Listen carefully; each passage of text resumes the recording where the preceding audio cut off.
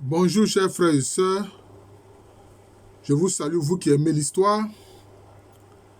Alors, concernant ma série de vidéos sur l'ouvrage de Sarwat Anis al-Asyouti, origine égyptienne du christianisme et de l'islam, je vois qu'il y a quelqu'un, un certain Jean Bourdil ou bien je ne sais pas quoi, un Canadien apparemment, qui vient faire des commentaires malencontreux à la limite de la décence contre moi. Je ne sais pas pourquoi. Mais c'est comme s'il ne comprend pas que c'est un ouvrage que je présente. Hein? C'est un ouvrage que je présente. Est-ce que moi, je suis d'accord avec tout ce que Sarwat Anis al-Asyouti dit dans son ouvrage? Pas du tout. Alors vraiment, je lui ai dit simplement que s'il fait encore un commentaire malencontreux, je vais le bloquer. Maintenant, c'est ce que je fais. Les mal élevés, les impolis, là, je les bloque. Voilà, parce qu'ils ne sont pas dignes de connaissance. Voilà. Ce Jean Bourdil, je ne sais pas si c'est un Canadien ou bien quoi. Je ne sais pas pour qui il se prend celui-là. Alors, la vidéo que je vais faire concerne ce qu'on appelle les jumeaux. Voilà. Les enfants jumeaux. Notamment les jumeaux tels qu'ils sont vus par les Akans. Hein? Le peuple Akan le plus connu, c'est le peuple Ashanti. Alors, je sais que dans certaines régions d'Afrique, il y a des peuples qui rejettent les jumeaux. Quelquefois même, alors, chez ces peuples-là, quelquefois, les jumeaux même sont éliminés. Alors que chez les Akans, les jumeaux sont célébrés. Voilà. Les jumeaux sont célébrés. Les Akans appellent les jumeaux Ata. En langue tue, on dit Ata. Quand vous voyez Ata, ça veut dire jumeaux. Mais les Agnis, etc., ils disent Nda. Nda.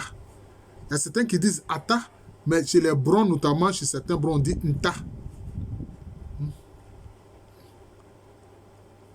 Alors, les jumeaux chez les Akans sont perçus comme une seule et même personne, en fait. C'est comme ça qu'ils les voient. Pour les Akans, les jumeaux, là, c'est une seule et même personne. C'est pour ça que quand un décède, on ne fait pas d'obsèques. On attend que le second décède avant de faire des obsèques. On fait alors les obsèques pour eux deux. Voilà, c'est comme ça. Voilà. Parce qu'ils sont perçus comme une seule et même personne. Alors, il y a une sorte de sanctuaire, d'autel qu'on érige au centre de la cour en l'honneur des jumeaux. C'est comme ça. Quand vous allez dans une cour des Akans où vous voyez, il y a une sorte de bois qui a 3 fourches. Un bois qui a 3 fourches. Voilà, un bois qui a 3 fourches. Qui est planté au milieu de la cour. Et puis, sur ces 3 fourches-là, on pose, disons, un petit récipient en céramique. Il y a un œuf à l'intérieur, il y a du kaolin, et puis il y a certaines plantes. Voilà. Chez les Agnis d'Aboisseau, de la région d'Aboisseau, je peux dire ce sanctuaire, ce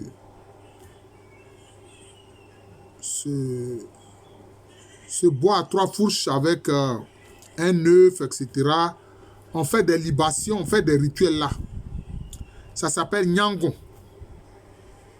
Ça s'appelle Nyangon. Vous voyez que d'ailleurs la racine Nya, ça ramène au nom de Dieu. Voilà. Quand on dit Nyamia, Nya, Mia, le détenteur du souffle. Nya, c'est avoir, c'est posséder. Nyamia, détenteur du souffle. Ici, on dit Nyangon. Bon. Nyangon, ça peut renvoyer à un seul Nya. Par exemple, quand on veut parler, par exemple, de l'arc-en-ciel, on dit Nyangondon. Nyangondon. Nyangondon, c'est pour dire que c'est ce qui est lié au ciel, en fait. C'est lié au ciel. Donc, ça dit que ce sanctuaire est lié au ciel. Mais il est dédié aux jumeaux. C'est ce qu'il faut savoir. Il est dédié aux jumeaux. Par exemple, chez les Agnis de la région d'Agni-Bleu-Kro, qu'on appelle les Agnis Djouablin, qu'on appelle aussi Agni-Suyamra, le Nyangon, là, c'est arbre à 3 fourches avec, à l'intérieur, posé à l'intérieur un récipient en céramique avec œufs, etc. Et ils appellent ça Nyamia Baka. Tu vois, ça se comprend. Nyamia Baka, c'est-à-dire le bois de Dieu. Voilà. Leur expression est beaucoup plus précise que Nyangon. Vous voyez, ils disent Nyamia Baka chez les Agnis Djouablin. C'est-à-dire le bois de Dieu.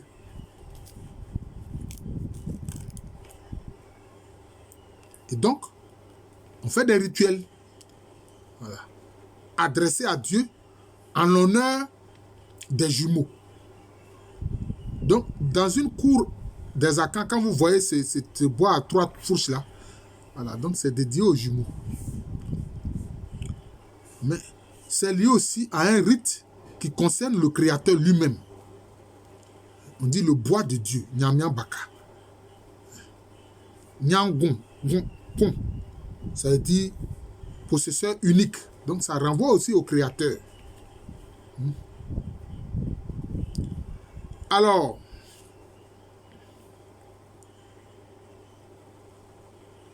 dans certains royaumes bronzes anciennement, notamment le royaume de Anin Soko, ou peut-être aussi du royaume Wanchi, qui sont aussi des royaumes Bono, tout comme le royaume Bono de Bonomaso. Quand il y a des jumeaux qui font partie de la famille royale, du lignage royal, si on les choisit, on choisit un roi, on peut choisir des jumeaux. Mais c'est les deux en même temps, mais on les perçoit comme une seule personne. C'est ce que je vous ai expliqué là. Les jumeaux sont perçus comme une seule et même personne. Donc les jumeaux pour les Akans, ce n'est pas 2 personnes, c'est une seule personne. Les bronzes diamants dans leur histoire vont faire cette erreur et je vais vous expliquer. Les jumeaux sont perçus comme une seule et même personne. Pour les Akans, dans l'esprit des Akans, au plan spirituel, ils ne sont pas 2 personnes. C'est pour ça que quand l'un meurt, on attend que le second meure avant qu'on fasse des obsèques. Par exemple, chez les abeilles lagunaires de la région d'Agboville et autres, quand ils célèbrent la fête qui marque l'année nouvelle, qu'on appelle ordinairement la fête des Ignames, et ils appellent cette fête la Djidja. En fait, ça marque l'année nouvelle. Ça marque l'année nouvelle. Les parents qui ont des enfants jumeaux, pendant cette fête-là qui marque l'année nouvelle, ils font un rituel spécial à l'honneur des jumeaux chez les abeilles lagunaires de la région d'Agboville. Ils font des rites spéciaux à l'honneur des jumeaux. Vous voyez, ils font des rites spéciaux en l'honneur des jumeaux. On les habille de blanc, avec un œuf assez blanc, etc., des libations, etc., des sacrifices d'animaux, etc. Donc, c'est cela. Donc, les jumeaux sont célébrés chez les Akans. Et on leur fait un rite. Maintenant, l'enfant qui naît après les jumeaux, bon, par exemple, chez les Agnis, si ce sont des jumeaux de sexe masculin, hein, c'est Nda. Mais, quelquefois, on précise Nda Kmaï, Nda Koutoua. C'est-à-dire le premier qui est sorti, c'est-à-dire Nda l'aîné, c'est-à-dire le jumeau aîné. Et puis le second, le jumeau cadet. Mais ça, on sait que c'est une seule et même personne. En langue puis on dit Atapani, hein, l'aîné des jumeaux. Atakuma, le cadet des jumeaux, le plus petit, le plus jeune des jumeaux. Enfin, celui qui vient après, le petit frère. Voilà, donc c'est comme ça.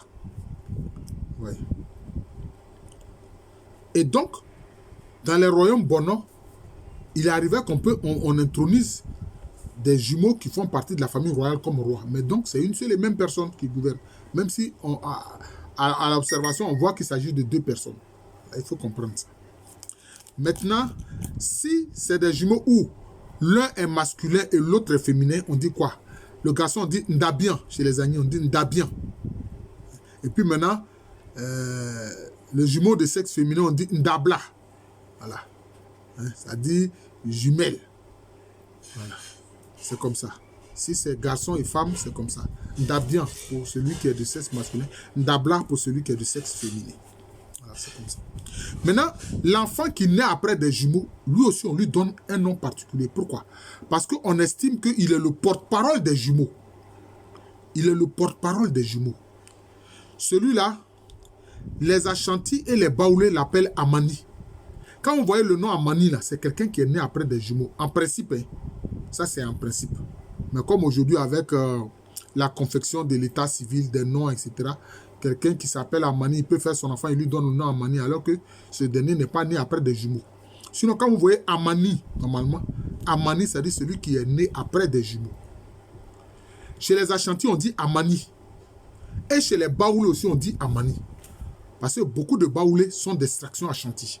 C'est ça. Notamment les Baoulés à Sabou. Voilà, comme les Walebo, les, comment on appelle ça, les Ali, les Nanafoué, les Fafoué, etc. Les Nzipri. Voilà. Eux, ils disent le même nom comme les Ashanti. Amani. Mais vous allez remarquer que les Agni et puis les Nzema, ils ne disent pas Amani. Pour eux, vous voyez que vous allez voir que les noms sont inversés. Et les Agni disent Anima. Les Baoulés et les Ashanti disent Amani. Mais les Agni disent Anima. Vous voyez? C'est comme si le suffixe au bout là vient avant. Amani, Anima. Les Agni disent Anima. Donc chez les Agni, celui qui est né après des jumeaux, on l'appelle Anima.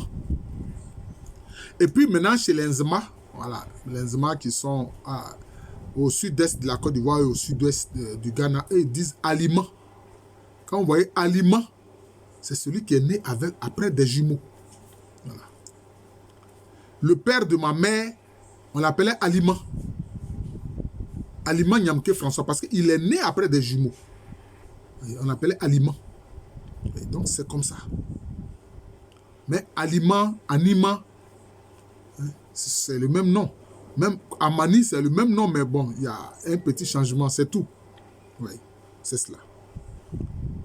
Donc, l'Amani est comme le porte-parole des jumeaux, des Nda. Oui, des Nda. Alors, je vais terminer par un fait historique. Les fondateurs du royaume Brondiama, dans la région de Bondoukou, quand les ancêtres étaient dans l'Akwamou, il va se poser un problème. Pour l'accession au trône, après la mort du roi de l'Akwamouhéné, c'est-à-dire le roi de l'Akwamou, Ansa Sassarakou, il y a eu un problème. C'était le moment des jumeaux, de jumeaux d'accéder au trône. L'un, bien sûr, s'appelle Atapani et l'autre s'appelle Atakuma. Mais la tradition a retenu que Atakuma s'appelle aussi Amaniampon. On l'appelait Amaniampon. Amaniampon. En principe, les deux devaient régner concomitamment, puisque chez les Akans, les jumeaux, c'est une seule et même personne. Mais il est survenu un conflit. Certains soutenant Atapani, c'est-à-dire le jumeau aîné, et d'autres soutenant le jumeau cadet. Finalement, c'est Atapani qui va monter sur le trône. Atakuma va être écarté. Et ceux qui ont soutenu Atakuma, ce sont les futurs fondateurs du royaume Brondiama. Et depuis cet événement, ils ne veulent pas que quelqu'un qui est jumeau monte sur leur trône. Depuis cet événement qu'ils ont vécu dans l'Akwamou. C'est au XVIIe siècle qu'ils ont vécu cet événement-là dans l'Akwamou. Et depuis, ils ne veulent pas qu'un jumeau accède au trône. Accède à leur trône. Mais, tenez-vous bien, quand des jumeaux naissent dans le royaume Brondiama, ces jumeaux deviennent automatiquement des pages, des serviteurs du roi. On les envoie à la cour royale pour servir le roi, pour être serviteurs du roi. Pour se mettre au service du roi de Brondiama. C'est comme ça. Et quand il s'agit de jumelles, elles deviennent l'épouse du roi Bronze Diamant. Oui. Et ça, cette pratique coutumière est liée à cet événement historique dont je vous ai parlé. Mais parce qu'ils ont fait l'erreur, anciennement, depuis le Bonom Manso, Wanchi, Anin Soko, ce sont les 3 premiers royaumes créés par les Akans. Hein? Ce sont les 3 premiers royaumes créés par les Akans. Eux, ils faisaient accéder au trône en même temps les jumeaux. Parce que les jumeaux sont considérés comme une seule et même personne. Mais, dans l'Akwamu, les futurs Bronze Diamant et leurs frères qui vont créer le royaume Akwamu Fié, quand le royaume Akwamu va se disloquer, ils les ont considérés comme 2 personnes et ils ont fait des palabres sur leur accession au trône. Alors qu'ils devaient les percevoir comme les ancêtres Bono faisaient, comme une seule et même personne et les 2 être sur le trône. Vous voyez. Alors donc vous voyez que concernant les jumeaux, la perception des jumeaux par les Akans, il y a beaucoup de choses à dire. Et c'est ce que je viens de faire. Donc je vais intituler cette vidéo « Les jumeaux vus par les Akans ». Alors comme je le dis souvent, le peuple Akan le plus connu, c'est le peuple Ashanti. Voilà. C'est le peuple Ashanti. Les peuples Akan sont tellement nombreux, sont très nombreux. Voilà. Ashanti, Fanti, Nzema, Agni, Baoulé, Abouré, Ebrié, etc. Ils sont très nombreux. Abé, Dankira, Akwamu, etc. Achem sont très nombreux. Donc, bon. Mais le peuple Akan le plus connu, c'est le peuple Ashanti. Alors donc, je viens de parler de la perception que les Akans ont des jumeaux. Je suis le professeur Alou Kwame René, professeur titulaire d'histoire à l'université Félix Houphouët-Boigny, université qui est à Abidjan, dans le quartier de Cocody. C'est en Côte d'Ivoire, un pays situé en Afrique de l'Ouest. Alors, quand je vais poursuivre ma vidéo sur l'ouvrage de Sarwat Anis Al-Assiouti, qui est intitulé « Origine égyptienne du christianisme et de l'islam », sur ce champ bourdil-là. Parce que je n'aime pas l'injustice, en fait. Frère, je n'aime pas l'injustice. Alors, quand on vient m'insulter pour... Mais si ma vidéo ne t'intéresse pas, tu n'as qu'à ne pas la regarder. C'est tout. Tu n'as qu'à ne pas la regarder. Que devenu t'en prendre à ma dignité. Parce que m'insulter injustement, c'est t'en prendre en fait à ma dignité. Et ça, je n'aime pas ça. Ce Jean Bourdi là, je lui dis ça. D'ailleurs, je lui ai écrit, je lui ai dit, s'il me dit encore des paroles désobligeantes, je vais le bloquer. Voilà, je vais le bloquer. Qu'il soit abonné à ma page ou non, je vais le bloquer. Voilà. Merci encore et bonne journée à tous.